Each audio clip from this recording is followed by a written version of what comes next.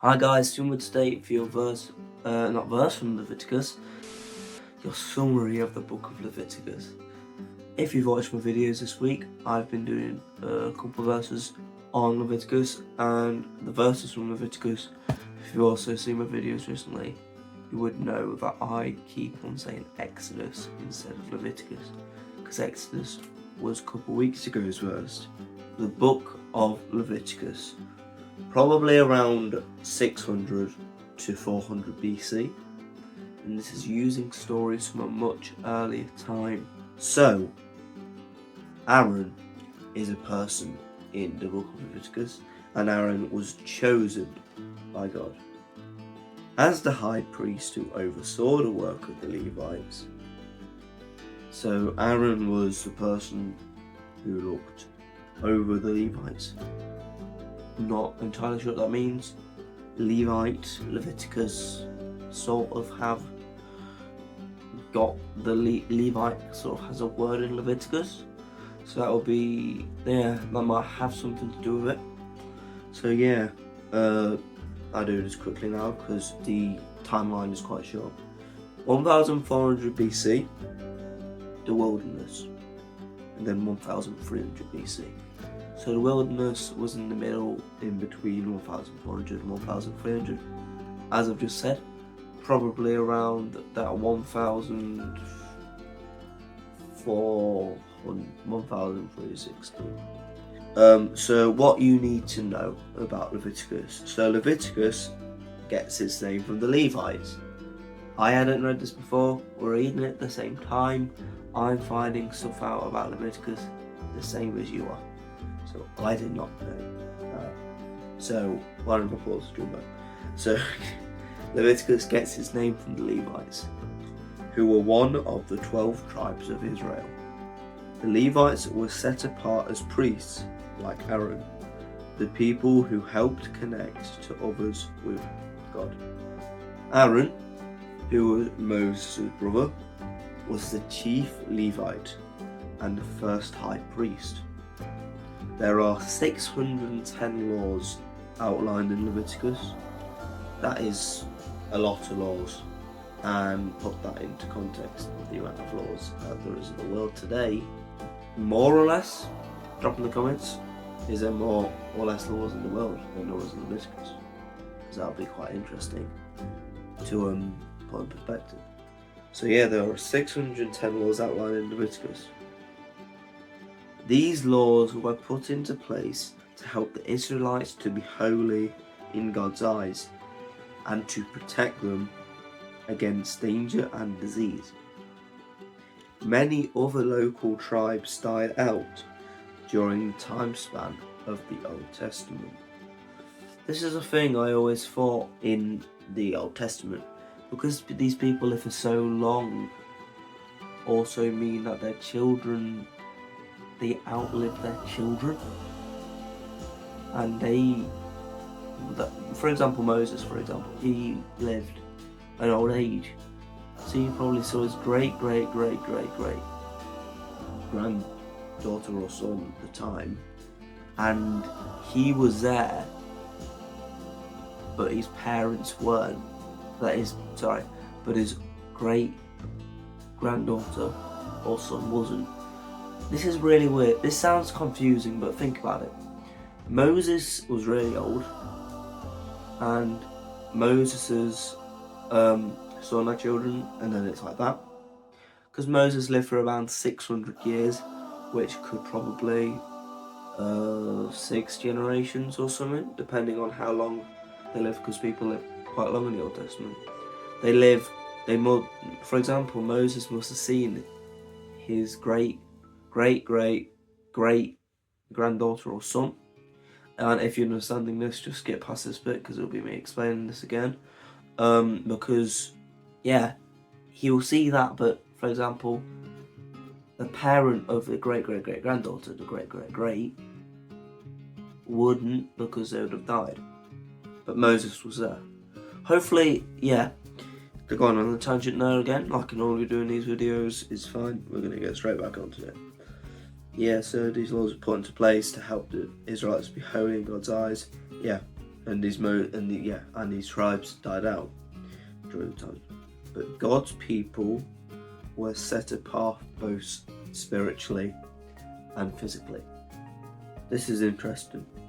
These tribes believe in the same God, the same things, the same 610 laws, but however they were set apart due to spiritually and physically. They set apart. So I've heard a lot about the 12 tribes of Israel, but I've not really looked into it really. I've seen it.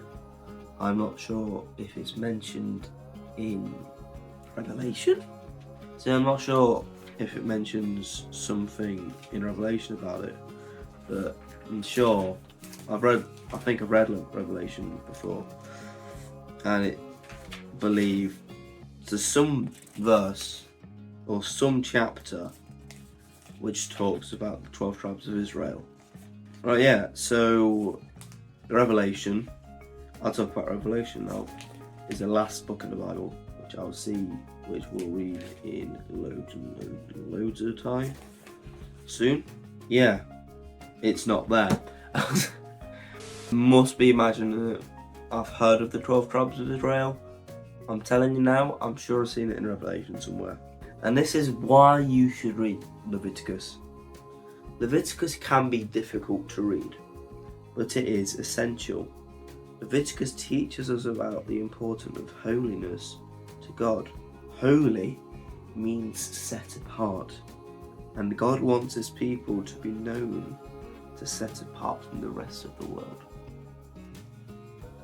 But if you say you're holy to God, it means you're set apart from God.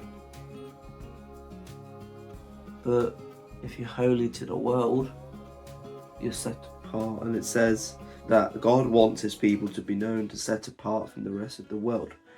But do people go around saying that they're holy to the world? This, I can see why they say Leviticus can be hard to read. But yeah, let's keep on going. Set apart. Leviticus also shows how much effort was needed for the Israelites to be right with God, making us even more grateful and in awe of what Jesus, known in the letter to the Hebrews as the great high priest, did when he gave his life for us. Books in the Old Testament early on, especially books like Genesis, Exodus, Leviticus, all these verses, they fascinate me with how they describe and hint and put Easter eggs in about Jesus later on in life. It amazes me. And people, non-believers now, they say, no, I don't believe in Jesus. A few thousand years ago, thousands of years ago, they were talking about him. 2,000 years later, it happened. I'm sure I saw something somewhere. The odds of a certain amount of promises, I think it's like 41 promises being fulfilled about Jesus from the Old Testament, is like me telling you to go find an atom, singular atom in the whole entire universe that I have sprayed in gold. Just take that in for a second. I find that amazing. And the way they put an Easter egg of Jesus into the Bible from books like Exodus, Leviticus, Numbers, Genesis especially. I've talked about it in my Christmas series. I will say it again. They talk about, I'm elaborating on it, they talk about this stuff for a reason, guys. They talk about it. It's a verse early on in Genesis, like Genesis chapter 5 or something like that. I'll drop it in the description for this after this, just to show you I do know the verse, and I will be able to find it. So yeah, guys, that was I'm fascinated, absolutely fascinated. This seems like I'm being a Christian nerd now. The same. Well, I think we all are, to be fair. If you read the Bible and you love Jesus and you do this, you're technically a Christian nerd. I don't know if that's making me feel better about this or not. But yeah, the book of Leviticus, Amazing verse this is. And yeah, I've gone on a tangent about Moses and his great grandkids, to the fact about Leviticus being an amazing book, and to the fact about Jesus being prophesied. So you get it all rounded in these series, and I really enjoyed them, guys. And it's coming up to so I will soon is my 1 year anniversary of this channel, and it will be on a Friday. In fact, a couple of weeks after Good Friday.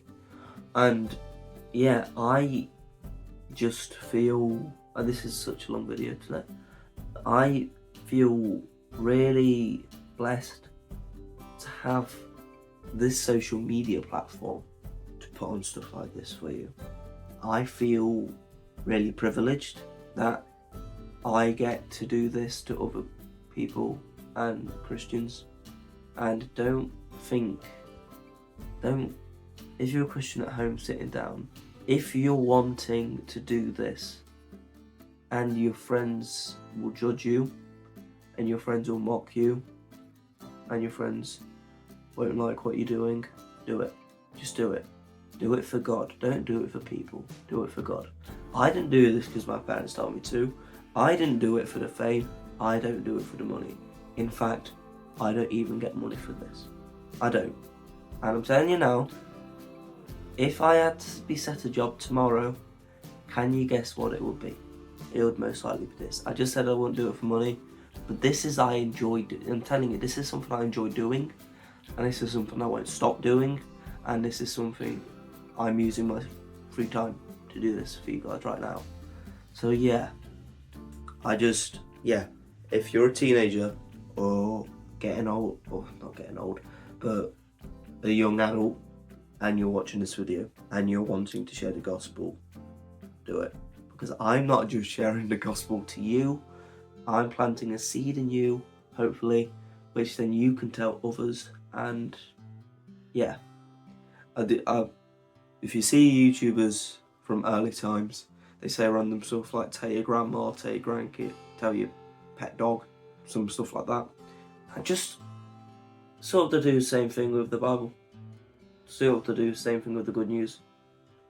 Like, I've gone 4 minutes over just to talk to you about this, and this could impact someone's life. This could impact someone's life. This ripple effect could go big. And I believe I have got an editor editing this video.